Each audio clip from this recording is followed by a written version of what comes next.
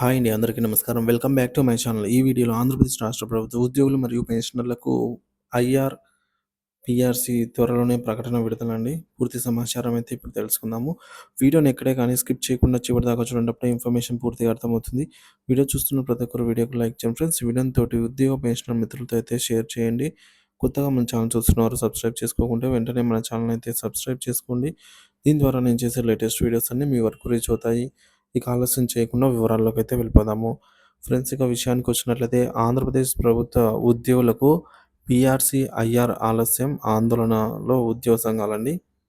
ప్రతి 5 ఏళ్లకోసారి పీఆర్సీ అందించడం ప్రభుత్వం బాధ్యత. ఇది గత ప్రభుత్వ ఉత్తర్వుల్లో కూడా స్పష్టంగా ఉంది. అయితే ప్రతి ప్రభుత్వం పీఆర్సీ అమలును నిర్లక్ష్యం చేస్తూ ఉంది.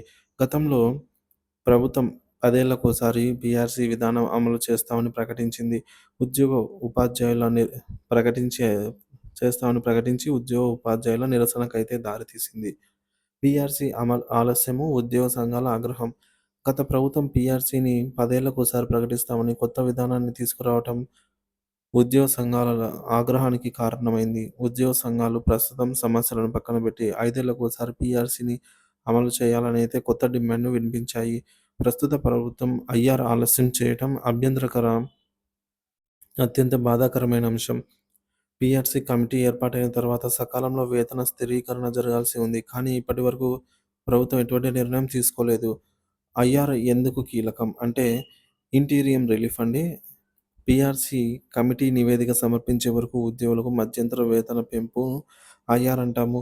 ధరల పెరుగుదలను ఇన్ఫ్లేషన్ ఆధారంగా మరియు జీవన వ్యయాన్ని సమతుల్యం చేయడానికి ఐఆర్ మంజూరు అవసరము. జూలై 1, 2023 నుంచి కొత్త పీఆర్సీ అంటే 12వ పీఆర్సీ అమలు కావాల్సి ఉంది. కానీ ఇప్పటివరకు పీఆర్సీ కథ చెప్పడం లేదనమాట. సో, అంటే పీఆర్సీ గురించి ఎటువంటి అప్డేట్ లేదు. అలాగే ఐఆర్ కూడా ప్రకటించకపోవడంతో ఉద్యోగులకు ఆర్థికంగా నష్టాన్ని కలిగిస్తుంది. 1 సంవత్సరం 7 నెలలు గడుస్తున్నా ఇప్పటివరకు ఐఆర్ మంజూరు చేయలేదు. ఇలాగే కొనసాగితే మధ్యంతర వేతన పెంపు లేకుండా వచ్చే పీఆర్సీ ఖచ్చితంగా నష్టం మిగిలించనుంది. గత పీఆర్సీలో ఐఆర్ వివరాలు ఈ విధంగా ఉన్నాయి. 9వ పీఆర్సీలో 22%, 10వ పీఆర్సీలో 27%, 11వ పీఆర్సీలో 20% ప్రకటించగా ఈ పెంచిన ఘటనలు ఈ విధంగా అయితే ఉన్నాయి. సో, ఇప్పటివరకు 2023 పీఆర్సీకి సంబంధించి ఏది నిర్ణయం తీసుకోలేదు. దీంతో రాష్ట్ర ఉద్యోగులు భారీగా నష్టపోతున్నారు.